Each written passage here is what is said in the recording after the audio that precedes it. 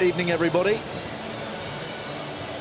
It's a cold one at the Stoop. It's a little different to the last time these two met here.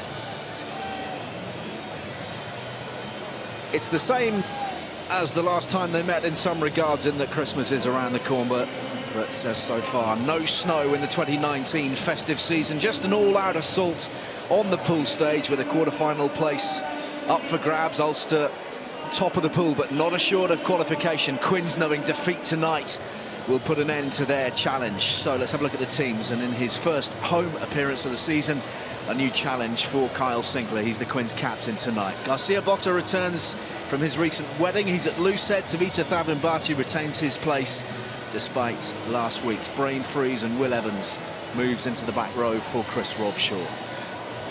Brand new halfbacks this week. Argentina's Martin Landajo starts at 9 with Kerr rested, and Brett Herron is at fly half against his former club, with Marcus Smith given the weekend off too. Saili and Lang in the centres. Nicky Gonover making his first start for the club, and Ross Chisholm remains at fullback. No Mike Brown, of course. A couple of changes for Ulster. One of those in the pack, where former Harlequin Kieran Treadwell starts at lock alongside the captain Ian Henderson. The front row and the back row left untouched. Marcel Coetzee, well shackled last week but rampant against Clermont at the Kingspan in round 2. The other change sees Kiwi Matt Faddes rewarded for his form with a place on the wing. In for Gilroy. That means Ludic switching to the left wing. Stockdale remaining at 15. Otherwise is as you were. Cooney and Burns controlling things at 9 and 10. And last week's man of the match, McCluskey, at 12. Bench-wise, Quins able to bring back James Chisholm via the bench. He's been out of action recently. Paul Lasike also included, and Ulster have a strong front row presence ready to spring, and the experience of Alan O'Connor waiting in the wings as well.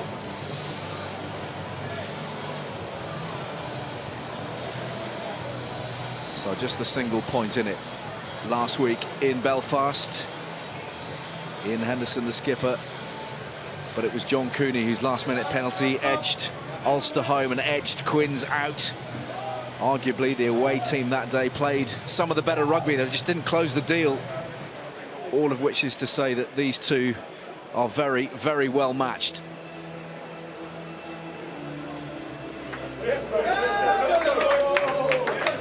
Final preparations for Quins, who are making their opponents wait. Ulster really should be in the clear in this pool, but they're just 1 point ahead of Clermont, having allowed them a losing bonus point in Belfast. And of course they didn't score 4 tries last week, so they're in a good place, but it's not unassailable, and they will want and indeed feel that they need something tonight.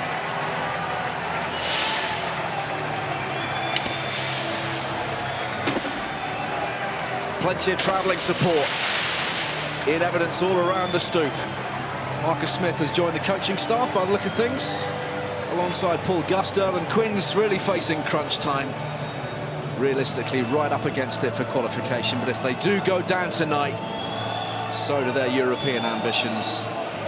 Perhaps their selection suggests the Premiership is already the priority, but Paul Gusdale is not in the business of raising the white flag. Yes. Alexandre Ruiz is our referee from France this evening. And a reminder that in Pool C, Clermont expected to get 5 points at home to Bath on Sunday, so the race is on for that knockout place. And Ulster, surely the ones who are challenging the hardest, and they will be the ones who get us underway through John Cooney, who's been arguably the Champions Cup man of the opening few rounds. Taken in here by Nicky Gonover, who's been sparingly used by Harlequins in the opening rounds of the season. Dombrant is upended in rather unceremonious fashion, and the first penalty of the game goes Harlequins' way, Andrew. It's not dangerous. Yeah, Marcel Coetzee is certainly revved up for this one. First chance he got to put a hit on Dombrant. Giving away a penalty, a little bit naive, a little bit overzealous, but yeah, Gonover as well, getting an early touch and showing how dynamic and physical he is early on, so plenty more to see. He never wants to give away a penalty, I think. Wants to lay down a marker. We know how destructive Dombrant was at times last week. Just lifting slightly, he's probably quite fortunate He's got a player breaking the fall in Marty Moore underneath. Well, it's going to be a great battle at number 8, isn't it, tonight, between Dombrandt and Coetzee. Swiftly away from Lendajo. And they head up to halfway. Quins. On the ball now, Heron, former Ulster man, and Gonover keen to get the touches. No way through the white wall. We've got a man down on halfway at the moment. Heron, in the meantime, tries to buy a little bit of territory. It's a very clever kick. Nicely measured up. And he's put Quins almost up to the 22, but that is a very worrying sight from an Ulster perspective. Billy Burns looks in a huge amount of pain. Dombrandt goes low, does everything right, but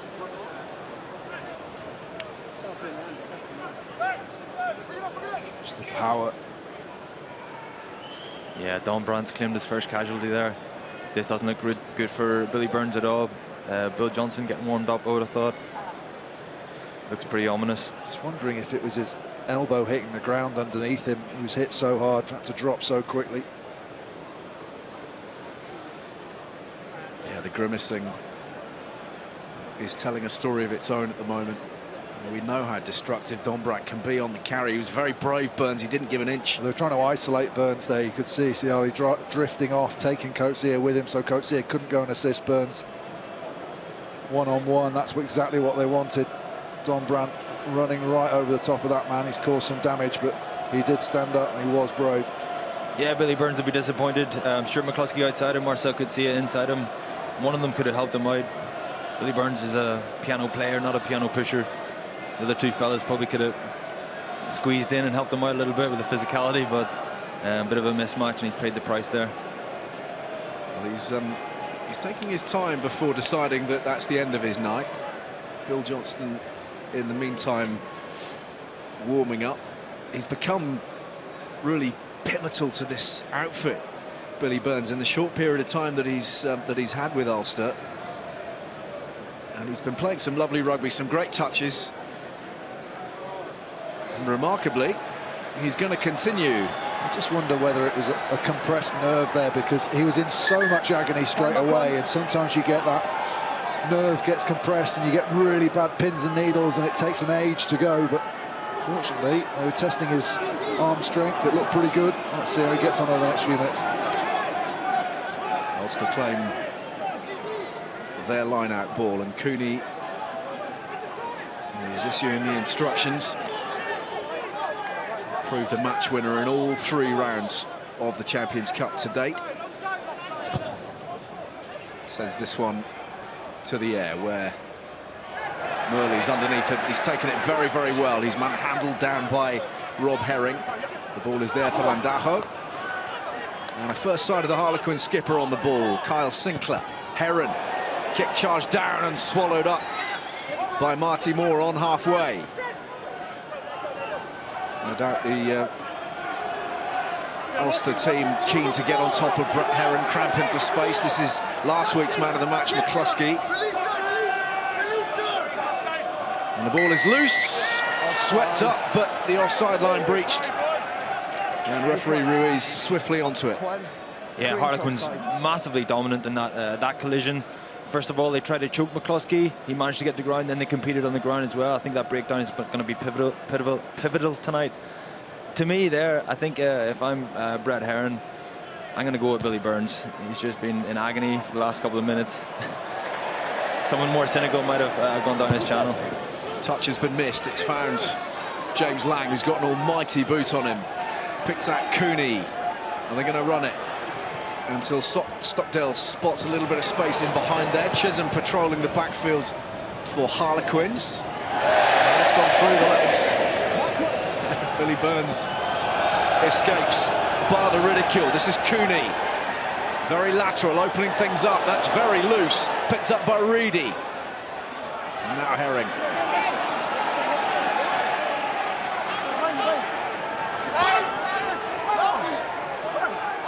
Strong line cut by Eric O'Sullivan. Interesting to see the ambition, the adventure from within the 22 from Ulster in these early exchanges. Carried on by Henderson. think we're going to see a little bit more pragmatism now from the Ulster 9. Pressure coming on from Kieran, I should say from Stefan Levis, and onwards goes Dombrandt. Sinclair. Heron, well back behind the gain line. Another kick charge down. Chisholm this time by McCluskey. Chisholm then buffeted in the tackle. Ludick following up really strong. And Chisholm's done well to cling on to that. He did so well, because if he misses that and doesn't come up with it, McCluskey's running on.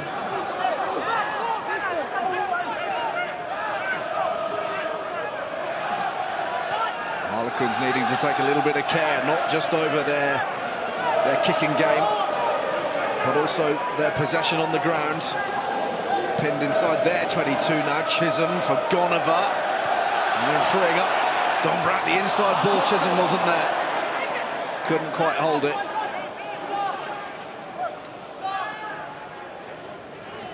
Swift transfer for Burns. Loops it over the top for Marshall. Inside ball for Stockdale. Nice line. Tackle again from Levis, the South African, new signing over the summer for Quins. Tackle out, we didn't go away quickly. Penalty goes Ulster's way. Yeah, I think we're going to get to see a bit of rugby tonight. Both teams here to play, and Donbrandt's just pick up exactly where he left off last week. He's got a couple of early touches, which is not what Ulster would have wanted. He's got his tail up, but certainly both teams looking to play a bit of rugby, and hopefully we'll be treated to a bit of width, a bit of pace, and a bit of exciting rugby. Billy Burns still carrying that shoulder. He is. I'm just watching him in open play there. He was committed, he wants to be there, but there was no way he was going to be able to make that tackle when Gonover was running down his channel.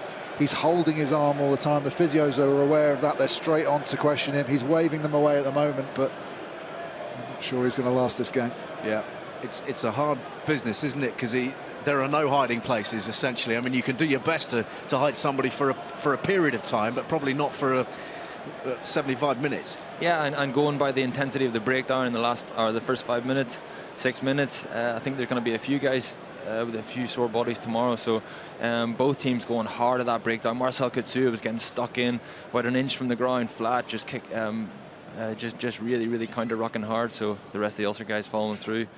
A lot of intensity, a lot of competition at breakdown.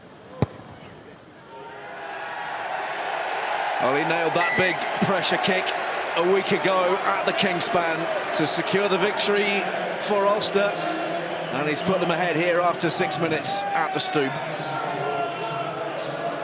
Playing the rugby of his life right now. John Cooney really enjoying himself, trying to stay level-headed, because as he said in the week, he suffered the lows as well. He knows what it is to be out of favour, to be out of form, not getting the game time. Certainly afforded that right now, and this is Marshall.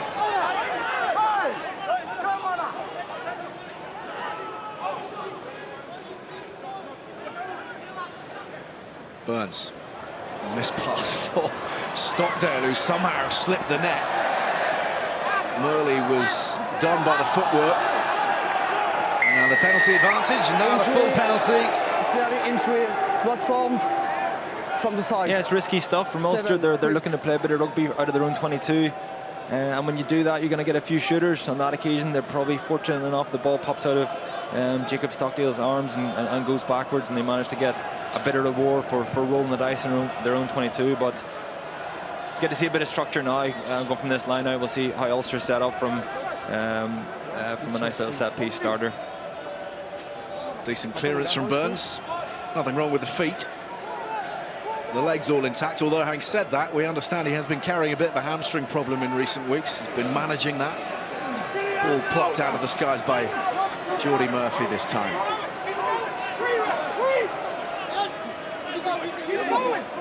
Treadwell making progress. Joined Ulster some 3 years ago from Harlequins. McCluskey hit on the gain line. Good tackle coming in from Brett Heron. Burns barking the instructions.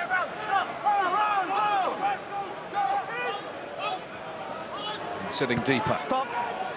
Sending this skywards. Fadders on the chase. Chisholm blocked. And Lang gathering man and ball. Forwards initially though from Ulster. Yeah, Ulster went to the drive. I don't know if I expected to see them take Harlequins on front like that, especially from halfway. Because when it comes to nothing, then they haven't really got much of a platform to play off. On that occasion, a couple of phases, and Billy Burns puts it to the air. Matt Fadez and Louis Ludick unbelievably good at chasing the ball, so Ulster managed to get something back there. Paul Gustard deep in thought. He's been suggesting that Harlequins have been channeling their inner Anthony Joshua this week, taking a second shot against the same opposition back to back. He said if you believe there is a chance, if you don't there's none. Hard to argue with that. They know that defeat tonight isn't good enough for them to progress.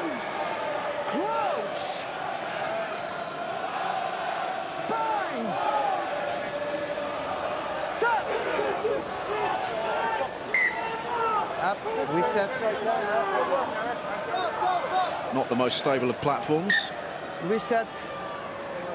3 queens and 1 white on field. Reset. Queen's ball. So a little bit of trouble between Kyle Sinclair and Eric O'Sullivan. Interesting decision to make Sinclair the skipper tonight. So much chat around his future at the club, whether it is at the club or whether it's elsewhere. Prized possession, of course, at this stage, having performed so well at the Rugby World Cup with England. Leading Harlequins this evening and needing to do his primary job right here. Front rows have gone down. Don Brandt pops it away for Landajo. Heron, Gonover in a little bit of space. Chisholm taking it at the second attempt, but it's gone forwards. I just think that was a slight error by one, gets transferred onto another, and just no one was running onto the ball full tilt. Every player had to check on the ball. Gonover had to slow his run down because of a slight mishandling, and it just gets worse the further on you go down the line.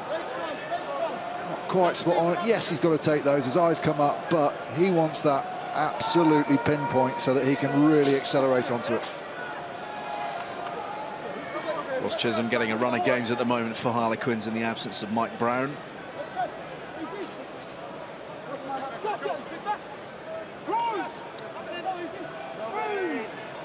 Crouch! Binds! Sets!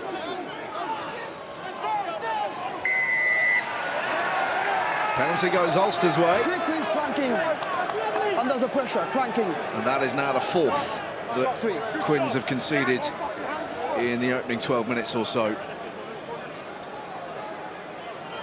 Nothing is secure, of course, from a Quins perspective inside their own half when you've got a goal kicker like Cooney. This one on the angle and very tough, and Ulster feeling that they want to make the most of this little bit of momentum, Andrew. Yeah, the game's been a little bit scrappy in the last 5 minutes, since a little bit of early excitement, but both teams coughing up the ball, both teams a little bit inaccurate, but here's a good opportunity for Ulster to get a foothold. If that's their mindset going to the drive, then here would be a better place to go for it. Herring to Henderson. The driving game served them well a week ago in Belfast. And thwarted here at the first instance. Cooney for McCluskey and Marshall. Big tackle coming in from Lang. Cooney again, and it's Treadwell who's left that behind. And in fact, he's knocked it on. And Landajo is sizing up the options. Not a scruffy kick, but it might be extremely effective. It's very effective. Yeah, nice there from Ulster. The drive obviously didn't work out. The referee called them to make use of it. And then again, that centre combination of McCluskey and Luke Marshall. It looked like Ulster's forwards were a little bit slow to get round the corner, and then the pass was forced. But yeah, it's just a little bit scrappy again, and it's a few mistakes as we've seen out of Ulster in the last few weeks. Reedy for Cooney and Burns and McCluskey, and you get an idea as to why he's known as the Bangor Bulldozer. Hard lines from Ulster. Marshall for Stockdale. Employed at fullback for the second consecutive week. This is Kutsia. Quins dealt with him so well a week ago. Mentioned it pre-match. That chop tackle was very effective on the South African. Burns. Fadez. McCluskey again popping up in all areas of the field, this time showing the touchline. Saili making sure that he nailed his man. Yeah, that's one of the areas Dan McFarlane highlighted after the game last week. Ulster players getting dragged in a touch and effectively getting turned over. He'll not be happy with that, although whenever Stuart McCluskey gets his hands on the ball, he always backs himself, so he's backed himself there, but unfortunately it didn't work out from an Ulster perspective.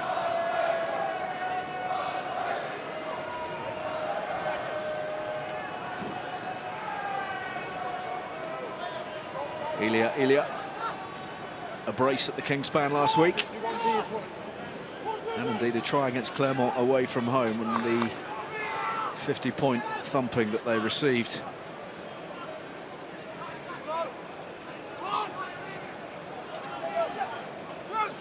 A lot of movement, and eventually claimed by Levis. Here's Dombrandt.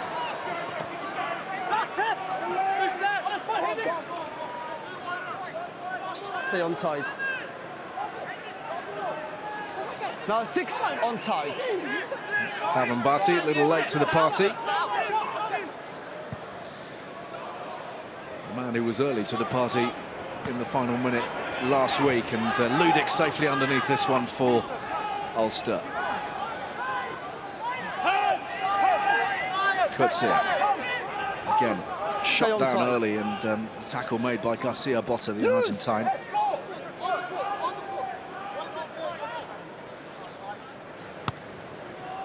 The box kick, very, very high, not possibly the distance he was after. Picked up by Kunatani, but forwards lost the ball forward from Dombrandt. Yeah, we've not really seen the best of anybody tonight. Yeah, it's been a little bit cagey at times, just a box kick. Both teams looking to slow it down, go to the air, not really looking to play from any kind of depth or any width, which is unlike what we saw in the first 3 or 4 minutes. Maybe the first 3 or 4 minutes just tired the boys so much that let's go back into an arm wrestle, but hopefully we start to get a bit more fluidity into the game. That would be something that Dombrandt is craving. He was a real handful last week, busting through tackles, scoring tries, setting up tries, and he's really threatening now to break perhaps onto the international stage. Certainly in the picture for the Six Nations, you'd have thought. Possibly somebody that could start to apply a little bit of heat to Billy Vunipola in that number 8 slot. And Alexandre Ruiz taking no nonsense at scrum time. This is Harlequins penalty this time. Yeah, penalty goes one way 1 minute and the other way the next, just to balance things out. Sinclair would be happy with that one. Very difficult to know what's going on there, but he's pretty certain with his decision. Well, it's a bold kick. It's a very bold kick. Just a tad too bold, as it turns out.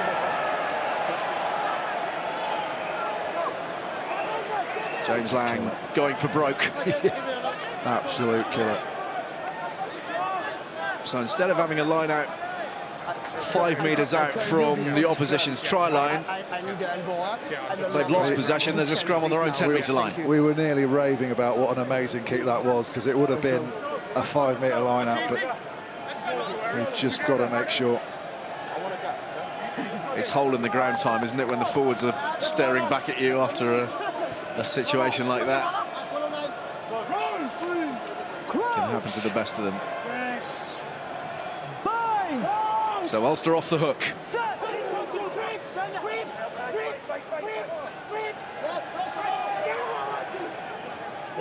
Clean hook from Herring. Kutsia storming forwards. Afforded the kind of space that we didn't see him given a week ago.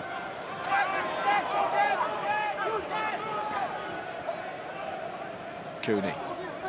McCluskey.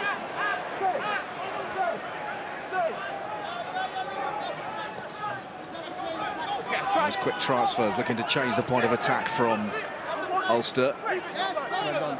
Cooney for Marshall, little tip on again for Treadwell. Very well handled, and Lang quick up on that defensive line. Stockdale into touch. Ben. I just don't think Ulster are quite attacking the line hard enough, and how this manifests itself. Look at the two defenders there. Seali on the outside. Treadwell and Reedy have to run hard. Because they don't, the ball out the back, the two defenders can just hold, tread water, and then ease off them really easily. They've got to go and sit those two defenders down, rock them back on their heels, and give a chance for the faster players on the outside round the corner.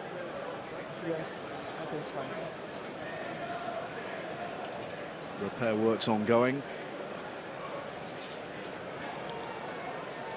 So an opportunity for everybody to draw breath just a little bit, and a chance for us as well to keep you posted as to the other rugby coming your way across BT Sport this weekend. Connacht against Gloucester tomorrow from 12:30 in Pool 5 as round 4 of the Champions Cup continues. Saracens Munster from Pool 4, an absolute humdinger at Allianz Park, you would think. Saracens badly needed to get over the line in that one, and Leinster so good last week against Saints. The return fixture from the Aviva tomorrow from 5 o'clock from Pool 1. Exeter Sale Sunday lunchtime 12:30, BT Sport 2 and Ultimate. Claremont Bath follows it at 3 o'clock, and then all the highlights from 5:30 in the company of Craig and Brian O'Driscoll as Ulster launch another attack midway between the 10-metre line and the 22. Reedy barrelling forwards, bursting through Garcia Botta. This is O'Sullivan now.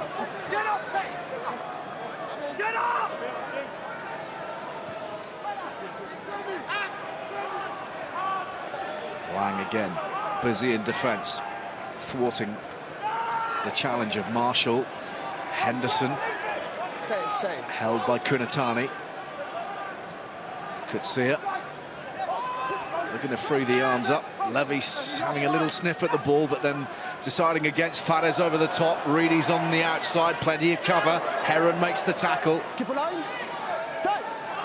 Offside advantage. Lovely transfer. Advantage offside. That was magnificent from O'Sullivan. They've got the penalty advantage here. Quinn straying offside. The press just a little too eager. Herring. Stay on side too. Could see it. Really got the bit between his teeth, hasn't he, on the carrying front. Fares timing his run, just holding a little deeper. Sinclair having a glance. Treadwell.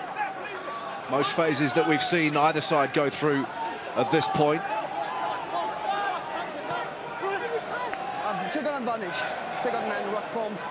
So with the advantage, transfer is good from Marshall to Kutsia. No advantage, we come back to penalties. Stockdale was hopeful, and back we go. Yeah, Ulster just getting into a bit of a rhythm. Ulster get a lot more joy out of their attack when they go off 9 off the touchline. Whenever they go off 10, they just invite a little bit too much line speed off that Harlequins midfield, and then Harlequins make a dent and they have to regather that momentum again. Lovely little contributions from Eric O'Sullivan, little tip on one. He nearly went out the back to Billy Burns. Again, look at those forward runners. They're not a viable option, which means Kunatini can just slide off, make the tackle. They've got to be more physical in midfield when they're not getting the ball. They know they're not getting the ball, but they've still got to be a valid option. Billy Burns wants this. He wants that, and he's gone. They're going around the corner, and they're in great shape. Queen's number 10 off. And that was the moment that Will Evans dropped to the ground, and he is coming off for the moment, we assume, for a head injury assessment. Let's have a word with Nick Evans, part of the coaching staff with Quins, of course. Nick, it's been a scratchy old game so far. What's your assessment? Yeah, I guess you kind of get that after playing them last week. The game's been played around the middle of the field. Our areas have contributed to them, as you guys referenced there, just allowing Ulster to get into their rhythm a little bit in that last kind of 5 or 10 minutes. So look, we just need a little bit more accuracy, how we play in this middle of the field area, and our discipline. You know, offside's obviously a big mandate now, and from where I see it, both sides are offside at the moment. We've given a couple of penalties away, which have given them field position. Penalty count hurting you to some degree as well. Five so far already in 20 minutes. Yeah, exactly what I just said, mate. It's our discipline's allowing them a little bit of field position, so we need to tighten up and make sure that we're a half-yard back. You know, our defence is controlling them reasonably well. As you guys mentioned, we just can't allow them to get into the rhythm. And just briefly, I've just seen Brett Heron come off as well. Travis Ismail on in his place. Is that's another head injury assessment, is it? It is, mate. So we've got two ongoing. We have, mate. Okay, we've got it. Good to know. Thank you very much. Mate. Which makes it really difficult because the club doctor has to do the HIA because obviously they see them every day. They know what they're going to be like. So you've got to make a call. Who's more important to get back on the field? They've upped it now, haven't they, to 12 minutes. So you've got a bit of extra time, but you still might risk both not being able to get done. Well, there's a meaty drive here from Ulster, but it's gone forwards just at the crucial moment when they were building momentum. Boys, eight. Leave it, please. Leave it. No. Come here. Time off, please. Come here. Yeah, this is what we talked about with Ulster. They get into try-scoring positions and then... Just control yourself. After my whistle, when I blow my whistle, I will you stop quickly, please. You understand, guys? Thank you. Yeah, Kieran Treadwell, previously of Harlequins, obviously. I don't know if those two are familiar or played against each other at any stage. But yeah, Ulster, they're doing well to get in these opportunities, but they're just not putting them away. That's what we've seen from Ulster the last few weeks, and more of the same there. They'll be kicking themselves because the real opportunity to get over the line there. There's a bit of handbags, little shoulder left in. Nothing in it at all. Something and nothing, I think. The referee just doesn't want it to escalate any further. Kind of inevitable that Kieran Treadwell will be in the middle of something visiting his old stomping ground. And that's a right old mess.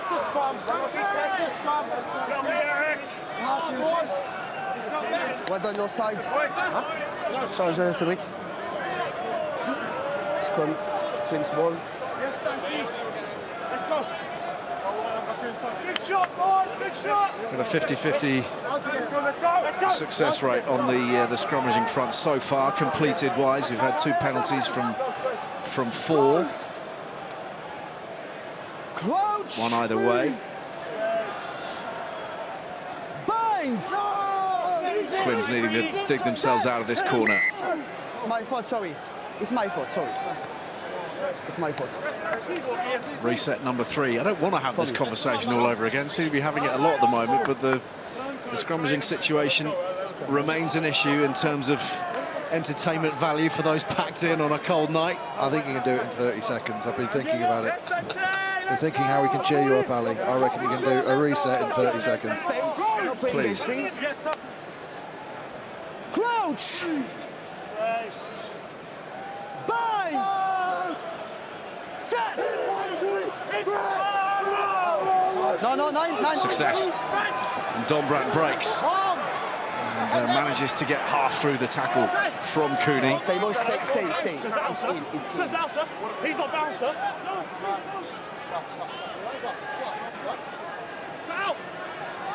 Use it! Mandajo fires it away. Kick that is. It's magnificent. It's gone beyond the 10-metre line. Yeah, he took his time getting it all ready, getting the guys making that rock long, so he gets plenty protection, and he just executed the kick perfectly. Ulster get another opportunity to launch an attack and get into their stride. First Champions Cup start for Martin Landajo. Again, it's Reedy who pops it on its way, and Kutzir is just bumping off the defenders, and there's some collateral damage out there as a consequence. Picked up by Murphy. Henderson driven back by Kunatani. Still a Harlequin down. I think that might be the loose head. Garcia Botta fired through by Burns. Chisholm on a fine angle. He's got work to do. He's kept it alive, and Ismail is there, so too the referee. Elia. Quins with 14 right now. And given the full treatment this time around by James Lang. Time off, please. What a carry that has caused this. I think it's another shoulder or neck nerve problem. The way they're looking at him, but what a carry. Just drops into the tackle. Accelerates through, lifts and drives. Very little you can do in that scenario, Ben. I mean, he did everything right, didn't he? Garcia Botta just bulldozed. Saw the height he was at. It's very, very difficult not to make a high tackle on someone that's running at that. Certainly, if you go aggressively at a player that's that low, you're going to find yourself in trouble, aren't you? We're going to see more and more players carrying like that, I think. Well, it's not what coaches teach, of course. The soak. They always want the aggressive hit, don't they? They want the dominant tackle, Andrew. But in that scenario, you can't help but feel that, you know, sometimes discretion is the better part of valor. Yeah, I think so. On that occasion, Marcel could see it just get so low.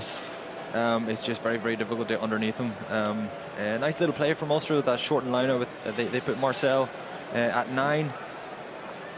And when that's the case, he's always going to get a run up at that first tackler. He's always going to get the ball in his hands and be really comfortable with it. He can tip it on, but more often than not, Marcel could see is going to take someone on.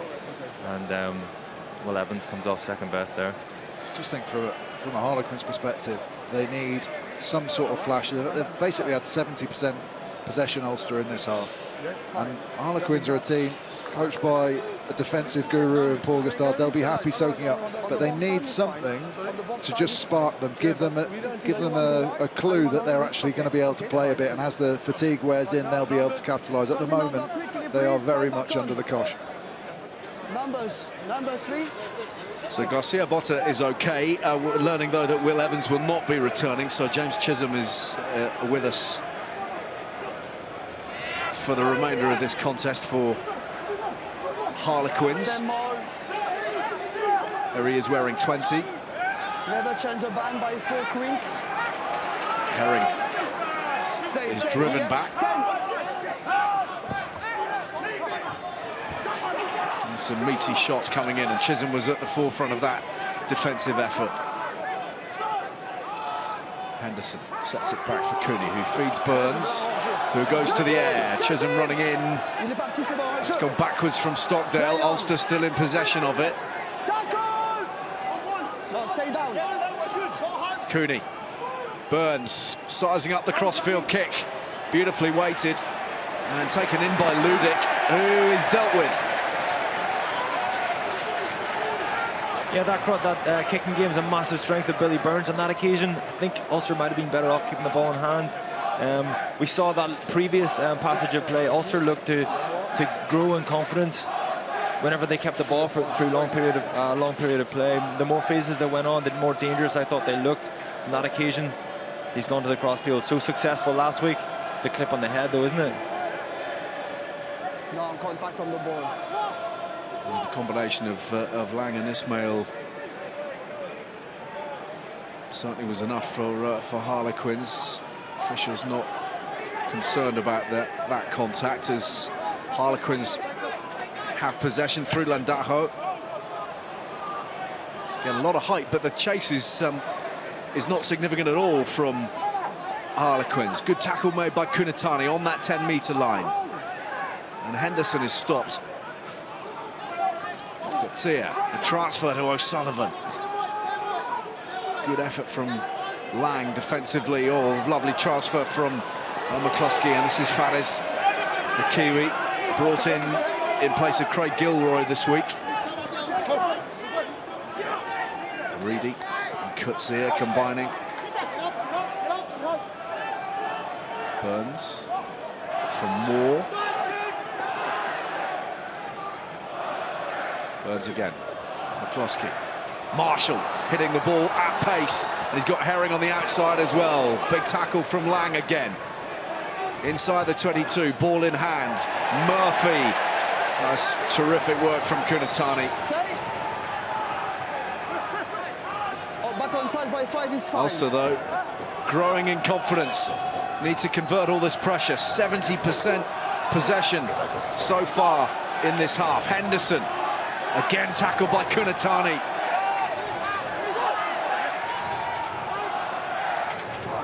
Kutsia once more on the carry. Burns holds on to it and slips through. Cooney, Stockdale sucking in 3 defenders. Stay on side. Marty Moore. Another incredible tackle from Kunatani. He's put in 3 monster shots in this passage of play alone. 14 phases. And now a little bit of space on the outside, potentially for McCloskey. Stay on time, boys. Deep inside the 22. This is where they need to make it pay, and Herring might just be the man to do that. O'Sullivan drops the shoulder. He's held by Don Brandt, looking to affect the rip. Ulster tightly packed, all except Luke Marshall, who's hugging this right-hand touchline, and the ball is in Harlequins' hands. And Murley has it, and he's skipping past Luke Marshall, and the chase is on now for Nicky Gonover. Marshall goes back, across comes Fares to assist. Gonover's onto him, but there are enough white shirts. Stay on time. What a turnover that was from a Harlequins perspective. There's a massive level of fatigue in both sets of forwards. Really slow to get into position. This game's going to open up. Burns. Stop there on Fares. Is hit hard again by Gonover. I tell you what, the Fijians are on it tonight on a tackling front, aren't they, Andrew? Yeah, Kunatani's on fire. He made 3 massive shots in that phase of defence. Ulster, they seem to keep their composure and continue to go through the phase and doing the real basic stuff. They kept the ball going, and then the turnover came. It was James Chisholm. Fantastic straight effort away. on the deck. Straight away, get the ball into Gonover's hands here. That's what I would have done first thing. But yeah, straight away they're threatening Ulster. Yeah, as Ben says, hopefully that's going to kind of open up the game a little bit. We'll see a little bit more fatigue, a few one-on-ones. That's a massive hit on the edge. Well, it's his first start for Quins, Nicky Gonover, and they'll be delighted to see him in the starting lineup. He's the top overseas try scorer in Premiership history. He's obviously knocking on a little bit now at the age of 35, but my goodness me, he's lost none of his gas, none of his ability to step defenders. Box office player. Last taste of international rugby was that fateful game that Fiji played against Uruguay at the Rugby World Cup, that famous win for the South Americans. Ilya picking out Levis, and the ball transferred swiftly. Landajo for Lang, challenging the gain line, and precious time, ball in hand here for Harlequins. Thabambati using Ilya.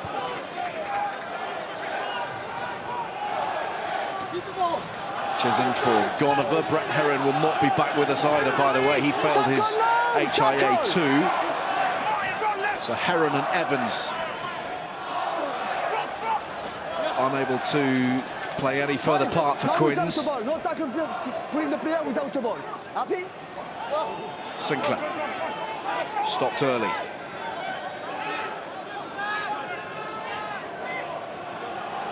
Lang. Keep the ball. Chisholm. A good leg drive from James Chisholm, who hasn't played any rugby for the last 5 weeks or so, and space opening up here for Levis. Looking for the step, and the ball dislodged in contact. Swallowed up by McCloskey, and Ulster breathe again. First time that Quins have threatened, and Levis couldn't do enough with the ball after sliding through that gap. Yeah, Harlequins straight away looked dangerous, having defended for most of the last half hour. I think they were delighted to get their hands on the ball, and they looked very dangerous straight away. Ulster under pressure here straight away. Cooney hammers it as deep as he can. He's not found touch. Little show of the ball from Don Brandt, and here's Gonover. Lovely offloading. Kunatani sets it up, and they go again through Lang and Murley.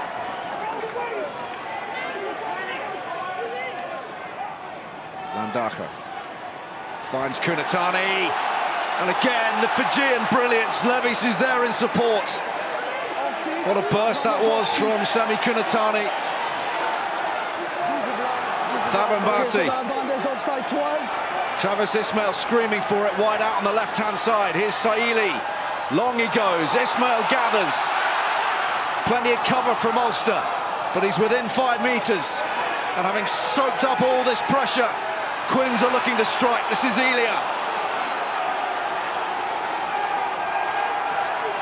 The pick and go from Kunatani, who's done so much to get Harlequins in this position. Penalty advantage being played. Coetzee has transgressed. Chisholm attacks the gain line again, cut down by Burns. Still with this advantage, Landajo. Sinclair from a standing start. Saili looking to go around the outside potentially. And they're well back from where the penalty was given up. Elia for Chisholm.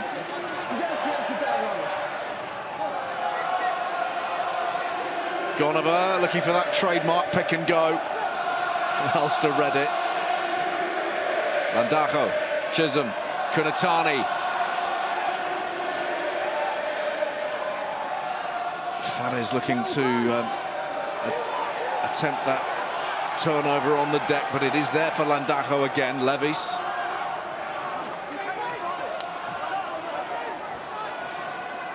Back now behind the 22 with Lang. Still with the advantage though from a long time ago. And finally a little bit of pressure here from Quins. We're going to have a word. Last one is the number 8 is off feet. Why do you want penalty here or penalty offside here? What do you prefer? We'll keep the points in front of Okay.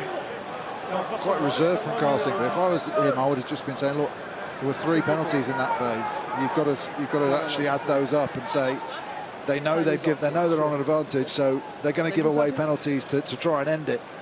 Time is off. You know, particularly the Coetzee one was pretty cynical. He's slowing that down because he knows his defensive line's in real trouble. Please. Yeah, and as dangerous as Harlequins looked, they looked even more dangerous when they had advantage, because you get someone like Kunatani, Gonova, just go into contact, get the hands free, and then just offload. And the last one in the 8 off feet. So I need the discipline in your 22 meters, please. I think Coetzee there, his hands went on the grass originally. There's a potentially high tackle. The man's falling, isn't he? Chisholm. Yes. Just wait, please. Marcel Coetzee trying to stay in the fight long enough on the ground to convince Alexandre Ruiz that he was legal, as we see the arrival for Ulster of Tom O'Toole. You want to be on the ground. Yeah. Marty Moore is coming off.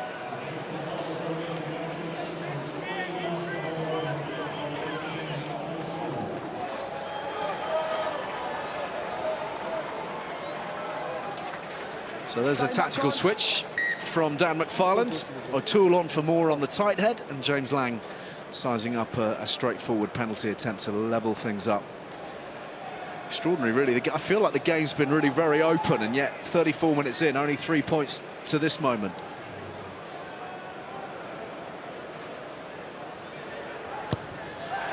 Three for Lang, 3 for Quins. Ben. Well, we were just going to show the effect. We've had a 3-minute passage of play followed by a 4-minute passage play, and I mentioned that some of the forwards were starting to walk around, and it's just recognising where those pockets of fatigue are and where it's going to be better defended. In and around the breakdowns, always going to be where you get the defensive line back into position quickest. You've got to be looking elsewhere and exploiting those opportunities. That's why it's still only 3-all. Gonover on the carry from the restart.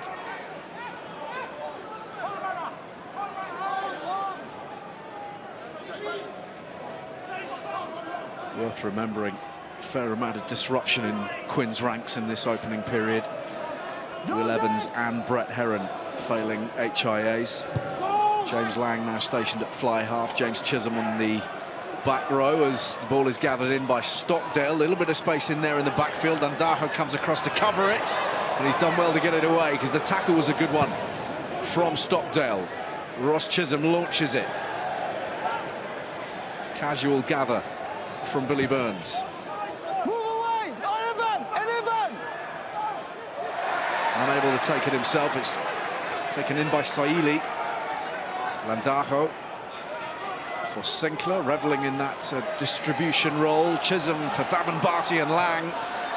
Levis riding the challenge of Treadwell. And here's Gonover again. And Treadwell's come off second best from that little contest as well. The two Chisholms combining. Sinclair looking to find Kunatani.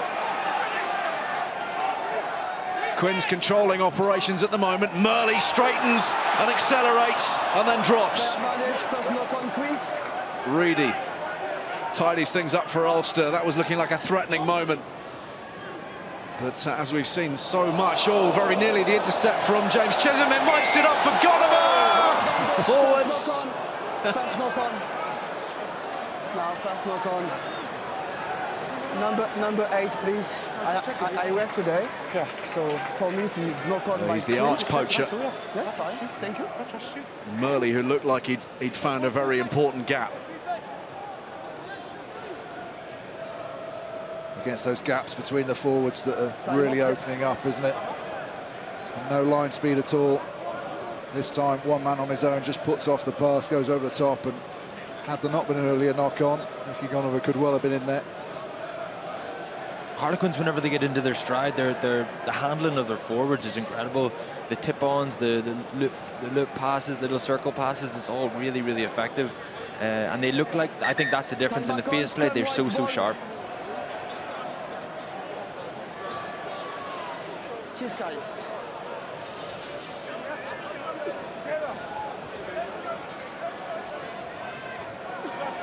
He looks turbocharged tonight, Sami Kunatani.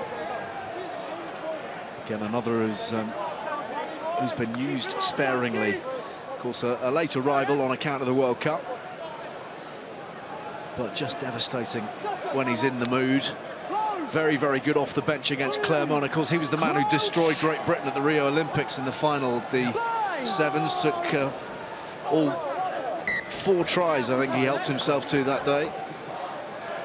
Just listen, boys. I don't want to play engage or head to elbow. Just keep a space, please. Both sides.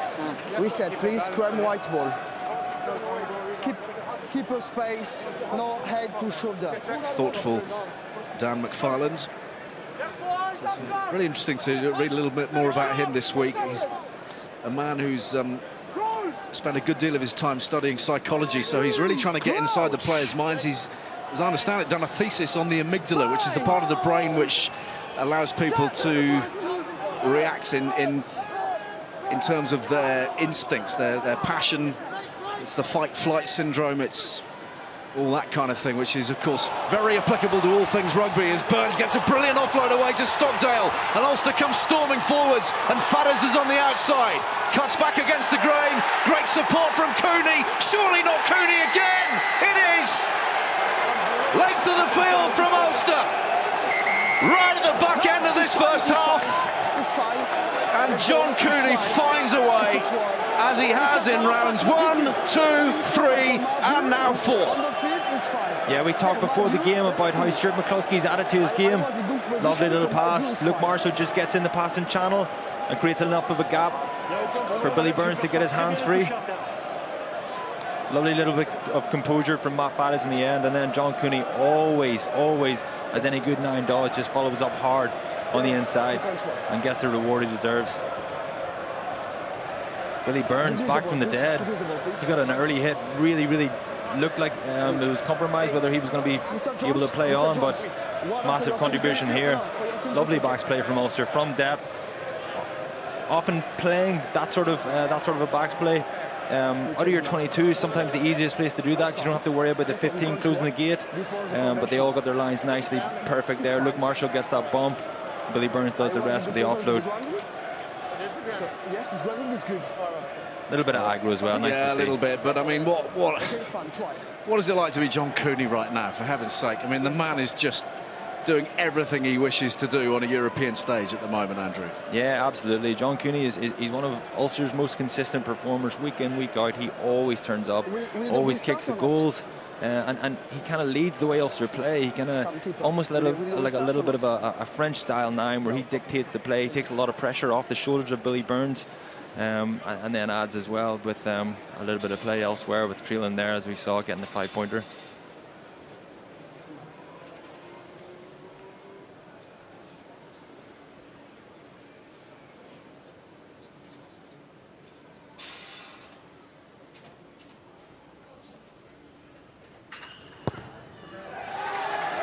As ever, trademark Cooney out at half-time at the Stoop. He's got all the points. Harlequins 3, Cooney 10, and Ulster striking right at the death. A very significant blow after a cagey opening half. 3-10 at the break.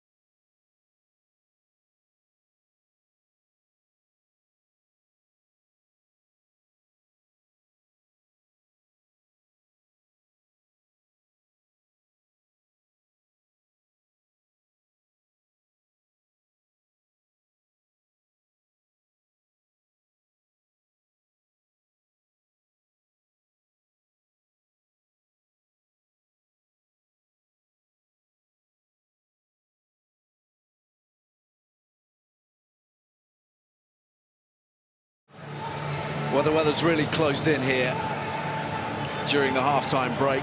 It is lashing it down now, and you just wonder whether we're going to see the same free-flowing stuff as we saw at the tail end of that first half that led to the Cooney try for Ulster. But how well they took it. And they sit in a relatively comfortable position here with a 7-point buffer. Unbeaten, of course, as yet in Europe. And this man with his hands on the ball again, John Cooney, so instrumental in their success this season. Ross Chisholm rides the tackle from Fares. A little bit loose, and Lang's having trouble gathering it. Well behind the gain line. Landajo for Sinclair. Gonover. Brought down by Marcel Coetzee. No changes to either side since the break. Of course, quite a lot of change from a Harlequins perspective in that first 40. We'll recap that for you in a minute as Landajo goes to the air. And Stockdale completely misses it first time around and then gathers it in at the second attempt. Held by Lang. Whipped away by Cooney for Burns off the outside of the boot. Clever kick. Awkward bounce for Chisholm, who can't hold on to it. And Ulster will make that count, you feel. Yeah, two unusual pieces of fielding in the backfield. Jacob Stockdale missed this one, and then it looked like he meant to do it, and then he just plucked it. A couple of phases later, Billy Burns, that kicking game is so dangerous. He just keeps back threes in the backfield, just keeps them guessing where the ball's going to go, and then a bit of a nasty bounce. It looked like he'd done the hard work and then just coughed it up. I think Burns is really good at that, isn't he? He plays that game management really, really well. Obviously, we've talked about Cooney and what he does around the field, but in terms of deciding when to kick, Burns gets it spot on. He puts all the pressure on Harlequins. They're already coming out, knowing they've got a 7-point deficit to turn around, bury them back into their own corner and see how they deal with it. Got full range as well, hasn't he? As you'd expect, but he's got a lovely deft touch. Whether it's for the kick pass, the grubber through, a little one that probes like that last one did as Ludic comes off his wing and makes a decent dent. Cooney for Reedy. And they're pressing hard again at the start of this second period. Coetzee.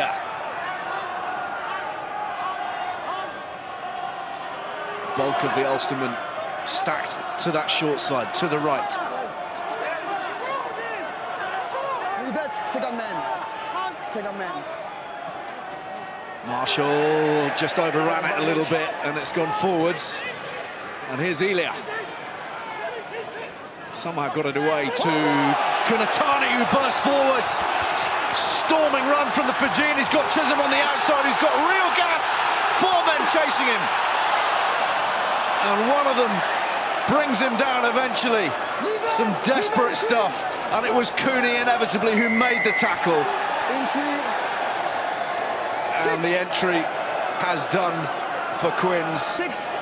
Ulster will have possession, but another little flash of Fijian magic. Yeah, Harlequins look so dangerous. We saw how dangerous they can be bursting out of their 22 last week. Kunatani just shrugs, I don't know who it was, just shrugs him off.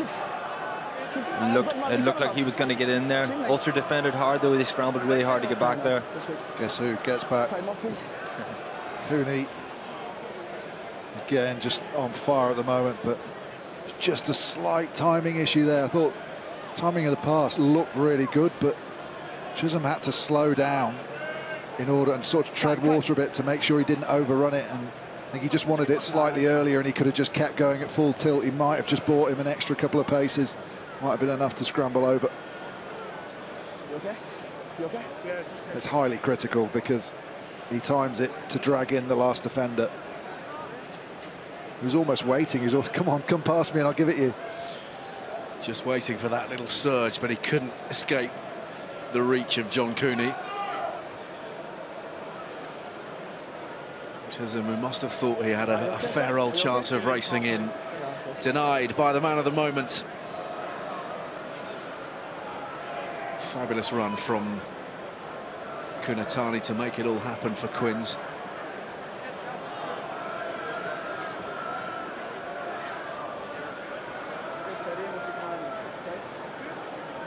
Riding high at the moment. Match-winning penalty against Quins last Saturday. Try here today at the Stoop. Try against Clermont. That lovely chip over the top down the short side. And a try, of course, at the Rec against Bath in round 1 as well. A little bit of breathing space here, provided by Billy Burns. On me. 6, 7, come.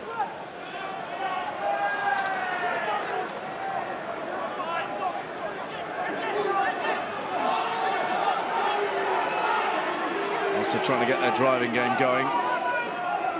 They are inching forwards. Cooney, pressure coming on from Elia. Ismail hit hard by Kutsia. South African on South African. Randako. We're going to see a lot of this in the middle of the pitch, I suspect, particularly given these conditions. Stockdale safely takes it in. Use it! Dombrandt in the backfield. And he's there and is held by Ludic.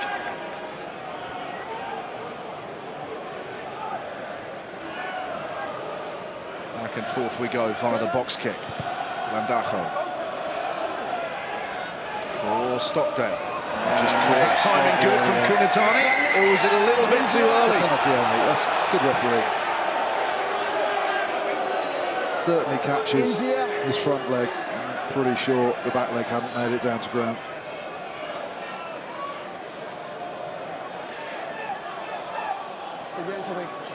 Let's see. It's hard, isn't it? Split-second stuff. Stockdale does well to milk it as he lifts both those knees up, doesn't he? Gives him maximum time in the air.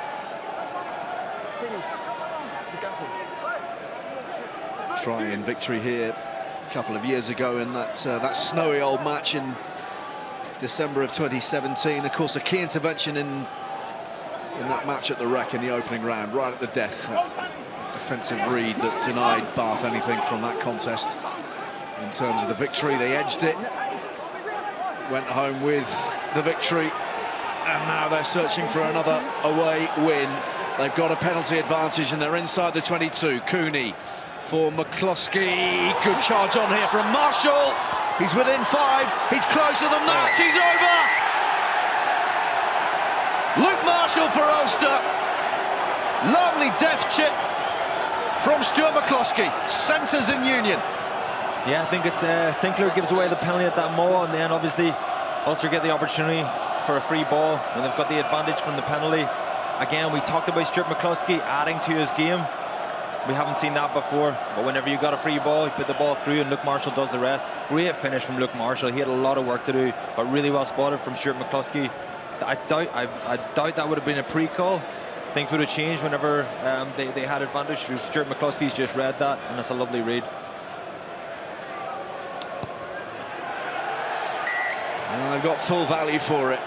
So now they really do have a buffer. 17 points to 3. Just does so well on the floor afterwards. He doesn't rush to get back up.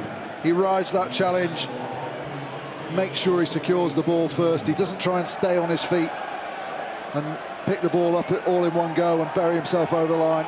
He secures it, gets back to his feet, and then just rides those challenges. That's a brilliant finish, especially in these conditions. Yeah, it's becoming a really filthy night. The rain is intensifying, if anything, at the moment. Here's Marshall again, the try scorer, with a little bit of a pep in his step.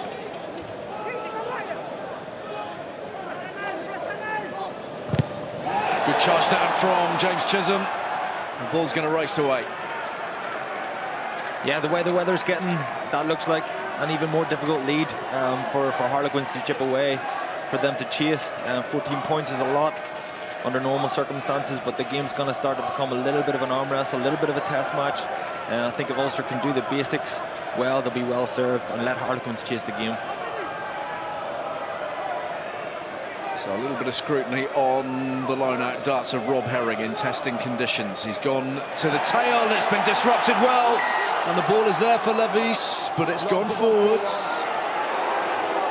And Ulster again off the hook. Thank you. Scrum.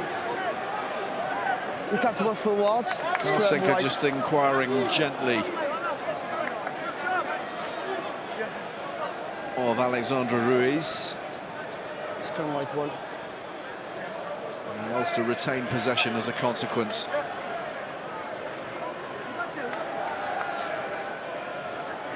There's Thavan Bhatti, who got up really well. It's a good contest, but you lost the ball forward. Just fractionally forwards. It's a good contest. You'll have been itching for this match, you suspect, Tavita Thavan Bhatti, after what happened in Belfast last week in the 79th minute. That rush of blood that saw him race out of the line and give away the penalty.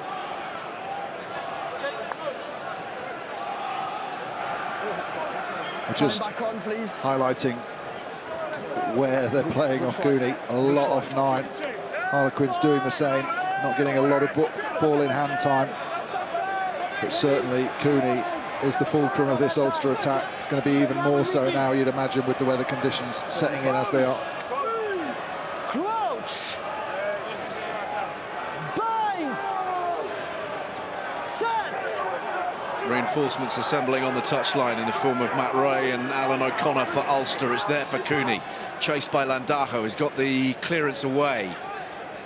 He's got it brilliantly away, all the way to very nearly halfway. Yeah, I think Cooney's mindset there is just send it long. If it goes into touch, great. But invite them to run it back from that far out under wet conditions. I think Harlequins have got a mountain to climb now. 6 and 4 off, please. So changes being made. Sean Reedy making way for Matt Ray, and Kieran Treadwell for Alan O'Connor. Fresh legs in the Ulster pack. Sir, stay on the line. Time back on, please. Elia for Quins. It is Thavan Bhatti who grasps it. Really foul night now. Saili on the burst, but well handled again. Burns putting his body in the line of fire, and he's come off second best again by the look of things. Taking some punishment tonight, Billy Burns. Lang, little show of the ball, he's nearly through. Stay on side. Thavan Bhatti did well with the ball dropping on him. Oh, that's between two players and tidied up by Murley. Not quite the communication that Harlequins were after. And they're well back behind the gain line as a consequence.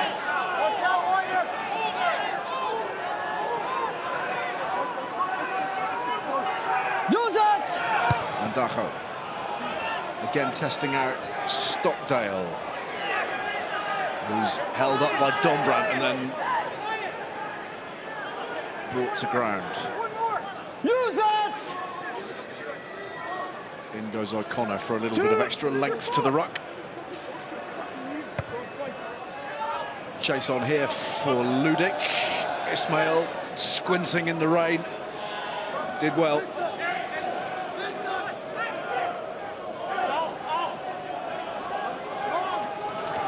Favambati.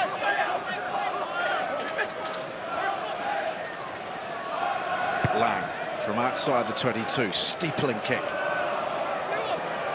Well claimed by Fadders. Buffeted in the tackle. It was a decent chase from Quinn, Saili and Murley. Swiftly into action. Herring. Second man! Yes? Cooney, well, he had to go in. Scooped it back between his legs and Ulster have secured it.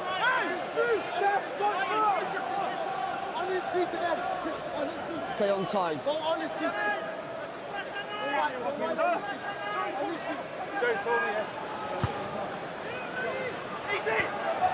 little shorter this one, but it hangs nicely. Brilliantly claimed by Lang, who then drops it on impact. Ben. Just going back to the try, and Landerho actually spots the space, highlighted at the left-hand side of your screen there. He's pointing to Ismail. You've got to go over. There's a big risk in behind. McCloskey spots it first. He's still pointing. Time off, please. McCloskey doesn't need a second invitation. Very slick, wasn't it? Very well executed, and Ismail just caught out a little bit. So this the start, of course, of round 4 of the Heineken Champions Cup across BT Sport. All 10 fixtures this weekend live on BT Sport, and we start tomorrow in the west of Ireland. Connacht against Gloucester from Pool 5, 12:30. Followed at 2:45, that huge clash in Pool 4, Saracens against Munster at Allianz Park. BT Sport 2 and BT Sport Ultimate, and then Leinster Northampton from the Aviva Stadium in Pool 1, 5 o'clock kickoff. All of these games, by the way, starting 15 minutes earlier. You won't miss it if you tune in at these times displayed, but 15 minutes earlier than normal across this weekend. Sunday we're at Exeter Sale, we're at Claremont Bath, and then all the highlights from 5:30.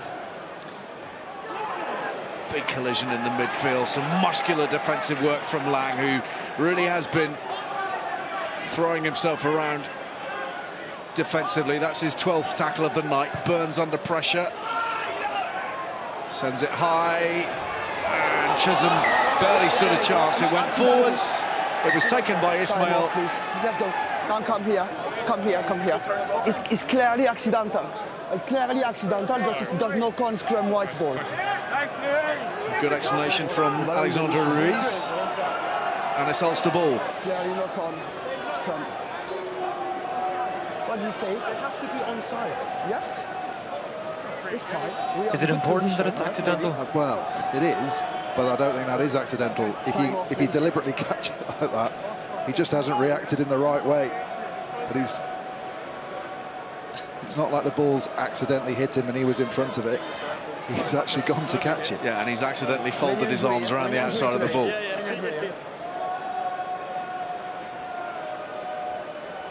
James Lang is going to be feeling it after tonight. He's been instrumental in leading the defensive line, and of course a change of position early on, having started at outside centre, moving to fly half on account of Brett Herron's early exit. Number 1. Yeah, Ulster might have had that play where Louis Ludic came off this left-hand scrum earlier on 10 minutes ago. Matt Fadders came off the right-hand scrum. They might have been targeting Marcus Smith earlier on in the week, but they probably didn't expect James Lang was going to come in there and smash Fadders straight off that scrum. But they got a little bit of joy off this side, and it looks like the same setup again. Santiago Garcia-Botta is off, and Nick Ortarak on. He's also been very strong defensively. 13 tackles tonight for the Quins loose head. Here's Kutsia for Cooney and McCloskey.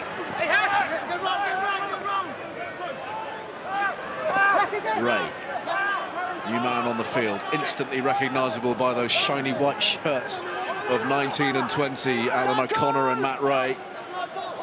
won't stay that way for long as Burns tries to orchestrate something Stay here. on side. Stay on side.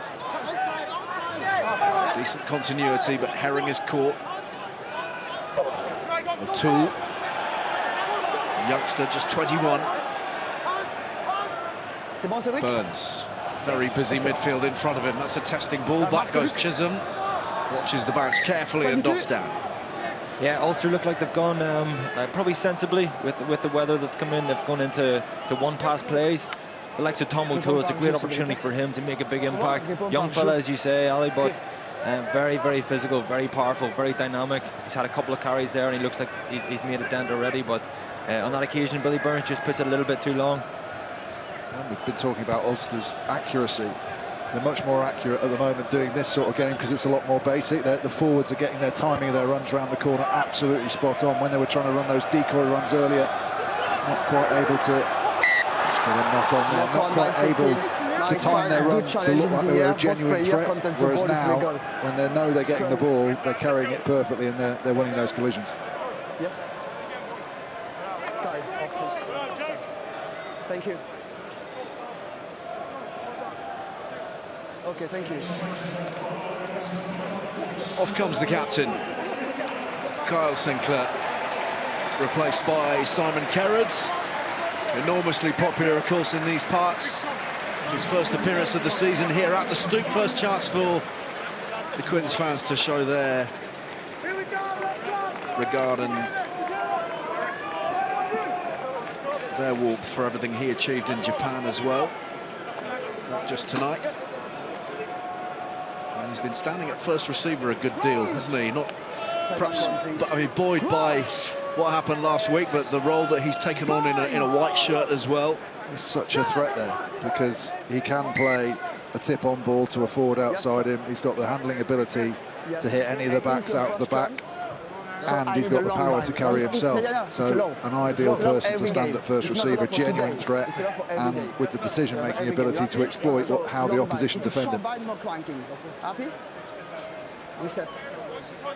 We need to remember that peach of a try he scored against Australia in the quarter-final as well, don't we? That was something a little bit special. The line that he cut. And the line that he delivered, having received the ball as well, by all accounts. Latest. That might be a story that is growing in the telling.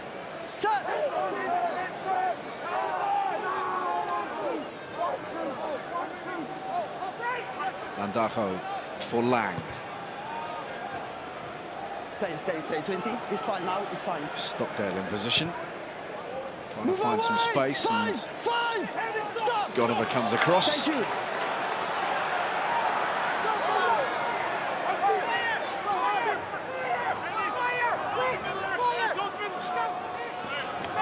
Is Nick Alterac on the loose head now for Quins. Lang. Bit of space back there, but Cooney's onto it. 5, move away! In comes Gonover. Challenge from Fares. The ball is loose and it's been swept up by Henderson. Cooney again. Over the top. Nobody home back there. Bar Chisholm, who I think has sliced that horribly. And it's going to land in a dangerous position, and Coetzee has a bit of a run-up, but he's well held by Travis Ismail. Cooney for Burns. Ismail out of position. Across comes Chisholm. He's having to cover a hell of a lot of ground at the moment. And at the moment, Ulster are prodding and poking and causing all sorts of Harlequin trouble. Yeah, it's become a bit of an arm wrestle, sensibly from an Ulster perspective. They're playing one-off plays, it's set-piece oriented, they're carrying hard, and then it becomes really important for Billy Burns and John Cooney, as we saw there, to make the correct decisions and put the ball in behind. It becomes a bit of a pressure game, and Harlequins need to be careful not to play out of their 22, not to force it too early. I just think they're stuck down here, Harlequins, aren't they? They can't get out of their own midsection of their own half. Every time they kick it, the ball comes back. Cooney heads up, fires it out for Coetzee. No, white It's player, quick kick on the ball, white and player. Cooney's onto it again with a little grubber and a gather and a step, and he's off again! It's Cooney once more! Cannot stop scoring. The purplest of purple patches. John Cooney scores Ulster's third, and he might just be pointing the way now to a quarter-final place. The next time, if you continue speaking with me every time it's penalty That's a against you, ridiculous bit of you skill understand it's clear? Yes, sir. from John Cooney. That's Finn Russell-esque. Just spots a little bit of space in behind. Oh no, he didn't. It's a boot. I thought he kicked it through. I give him too much credit. It's a stray boot. There's booing from Harlequins fans because they thought, how's the ball rolled forward there? But it comes off a boot.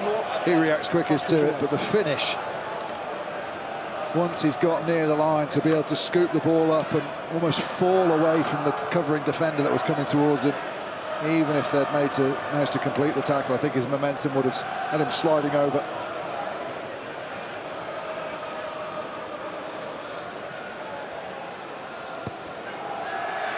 An extraordinarily rich vein of form this man has found himself in.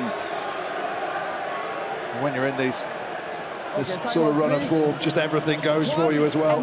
Quickest to react. 9, please, off. Lovely step on Chisholm, 12. and then What was it, 12? cuts back behind the fullback, away from the wing defence.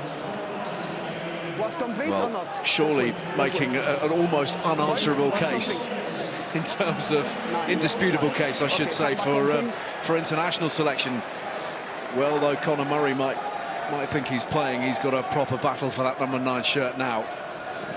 Saunders for Landaho for Quins at scrum half. 24 points to 3 as we head into the final quarter. It's not just that running game. The kicking has been on the money as well, although Harlequins have come up with the penalty here. Calm down. A reverse? Do you want to reverse? Their European hopes fading with every minute at this stage. Penalty. 2 defeats from 3 coming into tonight. Heavily beaten away in Clermont. That win at home to Bath, and then Ulster It's your mark, please. Thank looking you. like 2 from 2 in this back-to-back period in December. Yeah, that's a big moment from Ulster there, because all of a sudden the bonus points on the table now. There's an opportunity for them to kick on. They don't want to think too far ahead, but it puts them in a great position going into round 5. Yeah, and the bonus point, of course, something that's been lacking for Ulster for all their victories. No Offside bonus on the line points out. to this stage, and of Jumping course allowing across. Clermont the bonus You offside. in round 2. We have a look. We have a look. They could be quite a lot further clear in pool 3, although they're now under a little bit of pressure thanks to the Lang kick, taking them to within 5 metres, Quins. Je peux pas être là pour taper, c'est impossible.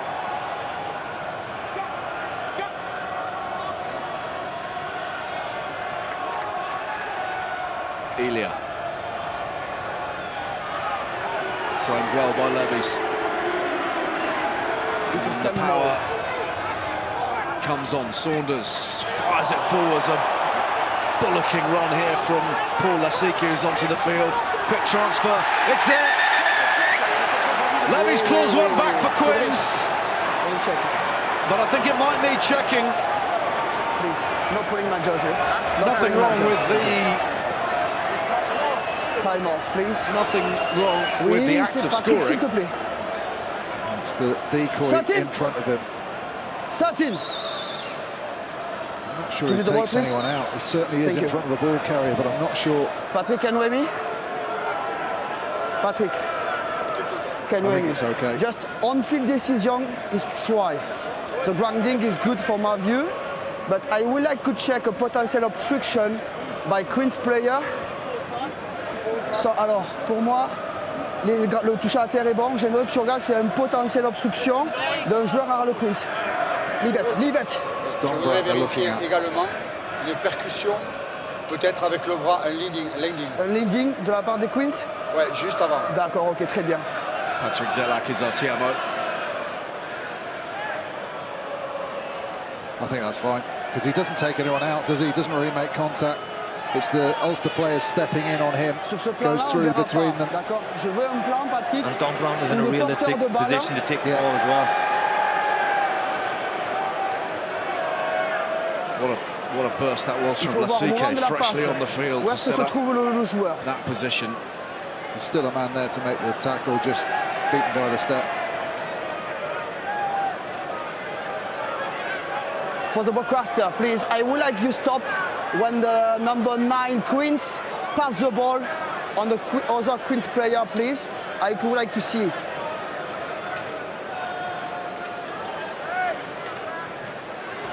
I would like Is it you that one stop he's when the looking player pass the ball. From my view, Patrick, just from my view. Tu m'entends, Patrick? Alors pour moi, le joueur Queens est en position de pouvoir recevoir le ballon au moment de la passe du 9. Il n'y a aucune incidence sur la défense des Blancs. Pour moi, le toucher à terre étant bon, l'essai est valable. Sur ce que tu voulais voir juste avant, il n'y a rien de clair évident pour un leading de la part des Queens. Donc pour moi, il y a essai. So from my view, it's not clear, no obvious obstruction by Queens, it's a try score. Okay, we got everything. My French is really being tested for a minute at high speed, but Levis has it for Harlequins. It will stand. And they're back to some degree hunting. Could do with these extra points from the boot of Lang. Time against them.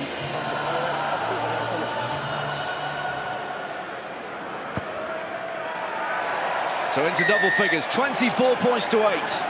And some 17 odd minutes remaining. The South African, Stefan Levis, after this run from Paul Lasike.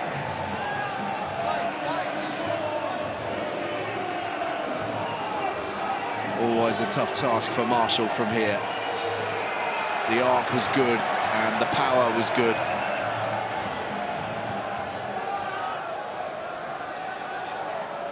Billy Burns is off the field Right. at the moment. And he's gone for an HIA now. Plenty of those this evening. Tackle, 13.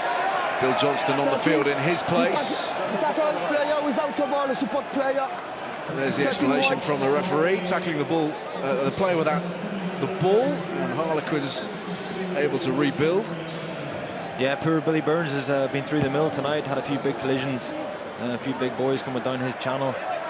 He's rolled up his sleeves though and he's got on with it, but if they don't get him back on the pitch, he's a guy who can manage this game and steer the team home. Bill Johnson will be looking to do something similar. Yep, Johnston signed for Munster this season. 22-year-old, unused last week in Belfast. And for Burns. This one taken by Thavan Bharti of Harlequins, who are not done yet. And trademark Gustard style. They are a stubborn unit these days. Lang got that away really well, and he's cleared the head of Stockdale. Made the full-back turn. And that's some clearance from Stockdale. Yeah, just the high behind was actually a better view for the referee. You can see that Don Brandt runs the hard line. That forces McCloskey to step in and follow him. You can see Louis out the back. There's McCloskey just about to step in. Just opens up the gap between the two. Marshall has to go with him. And it's a great step from Louis, to be honest.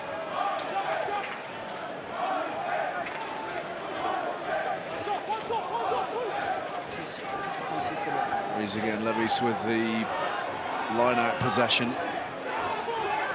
15 minutes to play. I'm not sure that's going to look too clever from Kunatani, wrestling in the face of the opposition. This is taken by Ludic. Was he hit high? He was, says Alexandre Ruiz. Around the next 17.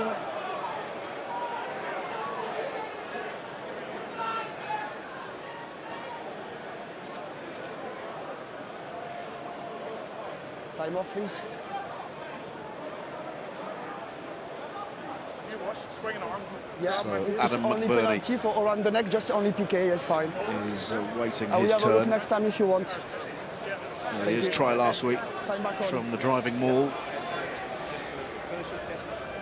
He'll be on for Rob Herring shortly. First, it's Johnston.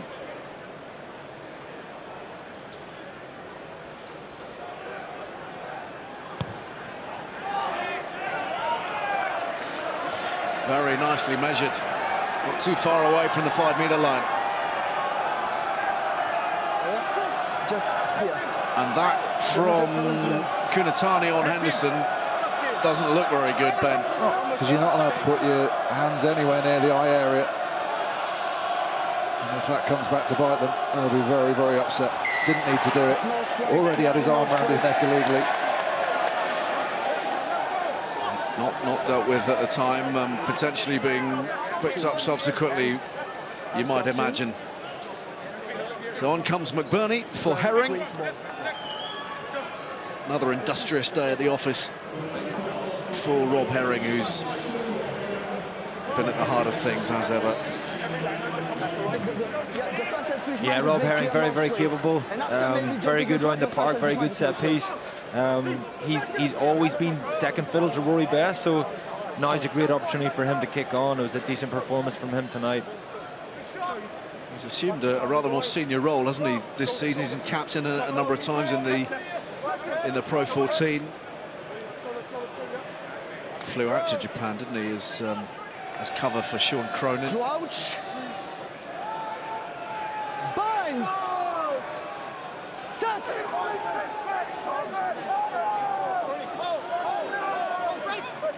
Dombrandt.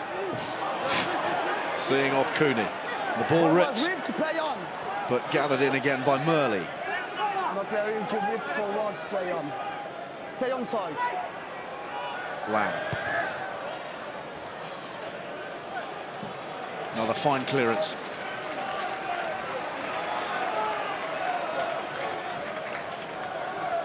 Yes. Time off, please. Dino Lamb warming up as well for Harlequins. Now wait, full. McBurney wants to go quick. Time is off. Time is off.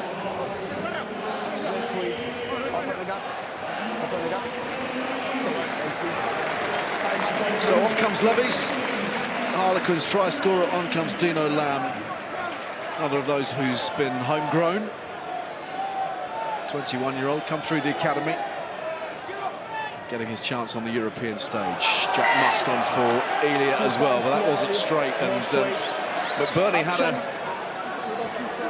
had a sighter just a few moments before, which didn't look terribly straight either. Straight into the arms of Henderson, and referee Ruiz well positioned.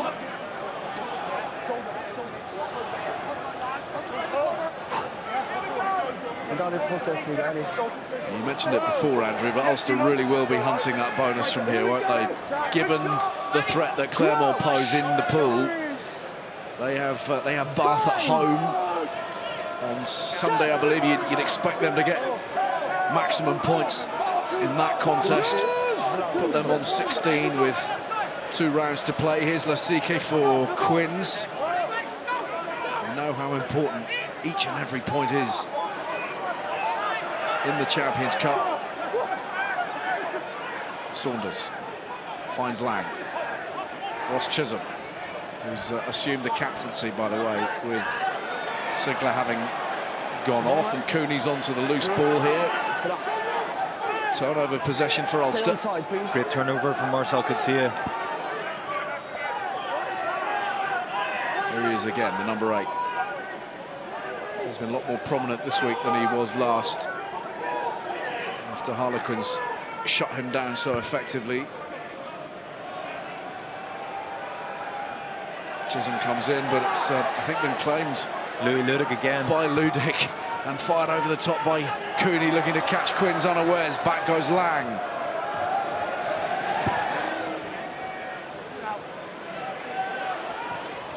It's not found touch, but it's hugging the touch line. Well gathered by Stockdale. We won't be seeing Billy Burns again, by the way. He's failed his head injury assessment. Here's Chisholm opening things up potentially for Goneva. Lasike looking for contact, and then losing the ball as he tries to offload beyond halfway. It's that kind of night. Kunatani's in there looking to secure possession. Without the ball pulling the player.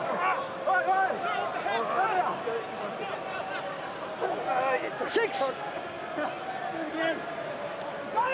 Coetzee off on another raid, his 16th carry of the evening. Use it! 20. Mandel, je over for the con. Cooney. I'll say his box kick has been superb because every time it's landed, has either been an Ulster player up there competing with the Harlequin receiver, or as soon as he's landed, he's got smashed. No opportunity for some pretty good counter-attacking players to get into this game. Lang for Lamb. And forwards. Forward pass. Scrum white. Just overran it a tiny fraction, Dino Lamb.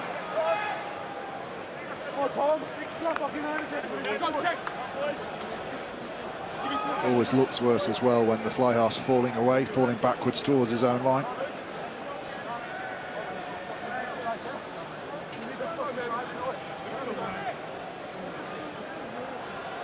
Yeah, heading sideways on delivery, wasn't he? I wonder when we're going to see the introduction of Craig Gilroy from an Ulster perspective. When you're chasing a bonus point, you need someone with a little bit of magic, a little bit of footwork, and Craig Gilroy's that man. Yep, started last week, didn't he? Crouch. Binds. Andrew Warwick warming up now. Set. Ready for the final push from Ulster. 9 minutes to play. Coetzee from the base. Cooney feeding Stockdale. And just happy to pile the pressure on and pin Quins inside their 22. Well, they just need another mistake from Quins, don't they? If they were chasing this bonus point, they could be trying to play from all over the place, hammer them down into their own 5-metre area, make them play out from there, hope to force an error, and then it's a lot easier. Here's Jack Musk. He's the new Harlequins hooker, made his European debut last week. Just 19, and we've got a change to that Ulster front row as well. Eric O'Sullivan off, Andrew Warwick is on. So pressure on the throw from Musk, he's done well, finds Thavin Bhatti.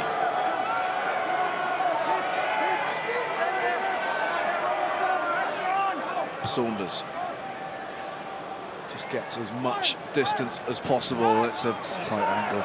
very tight angle, and he's not been rewarded all that much by the assistant referee on that far side. Please, sir.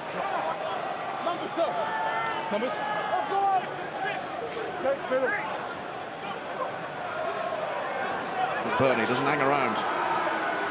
Now then, what can Ulster do from here? McBurney has his hands on it. A try last week in Belfast. Sizing up the options here for the bonus point. Henderson.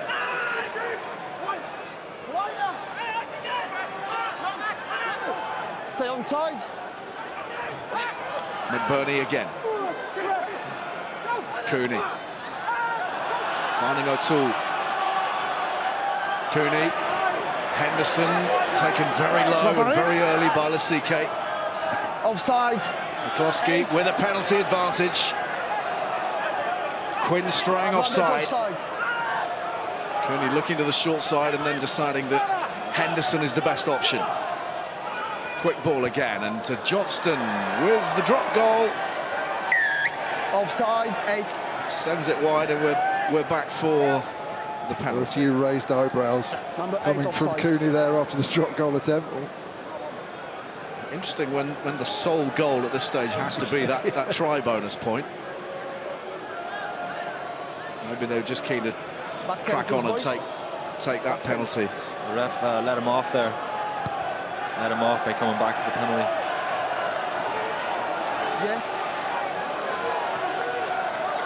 So he's punched it within yes, 6 metres.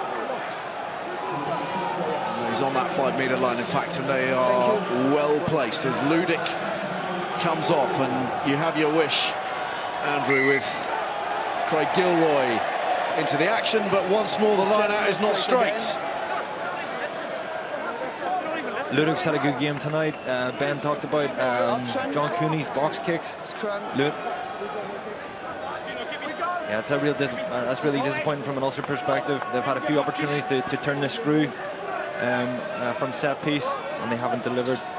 But yeah, that box kick from Cooney and the chasing from Louis Ludic, Matt Fares, they've got after the game, after the ball, and that's kind of shaped things a little bit from an Ulster perspective.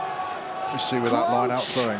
When he draws it back, it's level, but as he gets right to the back, he puts too much of the ball on his right hand, so that as it comes forward, it's all a right-handed action. The ball's not even flying straight through the air. Oh, good pressure here from the Quins pack, and they've won the penalty. They're looking to thwart Ulster's challenge here. The win might be beyond them from this stage, Harlequins, but they can certainly deny them that extra point from the victory.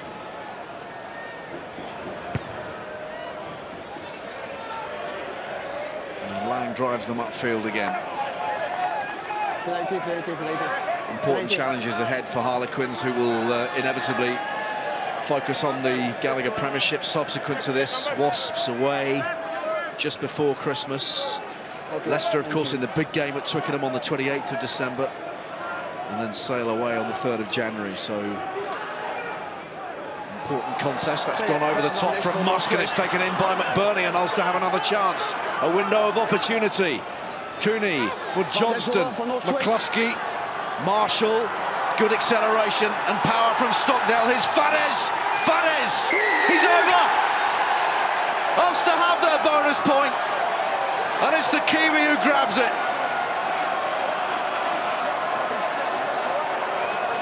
Celebration time for the visitors. It's a try bonus they've been waiting a little while for, courtesy of an overthrown line-out. Strangely, Ulster more dangerous off Harlequins line-out than they were off their own. But yeah, they get an opportunity, go through the hands, keep it really simple. Then Jacob Stockdale, last couple of games, we've seen him back to his best, back to the way it was in 2018, taking people on. On this occasion, he spots a little bit of a gap, gets the offload away. Matt Fares still has a decent bit of work to do to get the ball down, but did really, really well. I played advantage for the line-out more straight. It's a fine finish, isn't it? Really is, and the celebration is suitably vigorous from Dan McFarlane. I don't think we see that very often from Dan McFarlane. This means a lot to him. He knows how important that bonus point is, going into round 5 in the driving seat. Don't underestimate the challenge here tonight, particularly given the conditions. It's been very difficult, particularly since the break, in which time they've scored 3 tries, even if that conversion flies wide. And with 3 minutes remaining, they're on track. They will take 5 points home. Just the quality of Marshall's try means that Stockdale gets on the outside of Gonover, makes it a 2-on-1 effectively. And then it's a really good finish. He knows he's just has to stick his head down. He knows there's going to be a lot of traffic, a lot of big hits coming in. You can see where he's taken them. And he's just buried himself over the line. Sign from the Highlanders, Matt Fares, as we see the end of the evening for John Cooney. He'll be wrapped up. And a job well done yet again for the scrum half. Coetzee still carrying hard. David Shanahan is the new man, wearing 21. Stay on side. First time he's actually been on the pitch in the Champions Cup. 4 rounds in, he's been a replacement each time. Such has been the dominance of Cooney. Dombrand couldn't hold that. And there's another opportunity here for Ulster. Shanahan, Johnston, the kick pass under a huge amount of pressure. He's got it away to Gilroy. Marshall. No advantage, we come back. Offside, 6 and 5 on the knock-on by Quins. Another offside decision. Just wait. And the Quins penalty count into double figures now. Offside on the knock-on, 6 and 5. Played the ball. Cooney's record speaking for itself. Just Hard to think of a more influential character in any team in the Heineken Champions Cup thus far. 5. Just be careful, it was not connected. So one more attempt perhaps from Ulster as they work their way up towards the 22. Ben, time for your man of the match. Well, I wonder who it might be. I can't imagine. But he's been sensational, John Cooney. Think back to the cover tackle he made very early on against Chisholm. John Cooney and the tries, creating opportunities out of nothing. So John Cooney is our Heineken man of the match. They're making good progress here, Ulster. The drive is well set, and Henderson is bursting forwards. Henderson, almost with a free rein, clawed down just about, and away they come, and they get another. And it's Tom O'Toole who fires his way over for Ulster's 5th to complete an excellent job for Ulster tonight. Yeah, the power coming through from Ian Henderson. Ulster have tried this drive a number of times. On that occasion, Henderson backs himself, breaks free. I thought he was going to go the whole way. And then Tom O'Toole, we talked earlier on about his athleticism, his power, his pace. He shows every bit of it there, getting over the line. Well, it's been a very impressive second half performance in particular, hasn't it? Perhaps spurred by the Cooney try late in the first half. They've scored 4 since the break. And O'Toole getting his reward off the bench. The first try in the Champions Cup.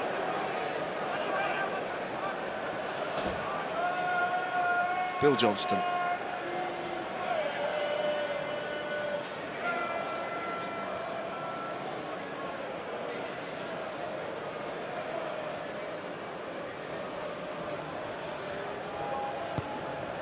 Yes, thank you. Denied by the post, but not denied by Harlequins tonight. Ulster, an outstanding win, another one on the road, priceless away victory, a bonus point. Now 4 from 4, and asking the questions of Clermont in Pool 3.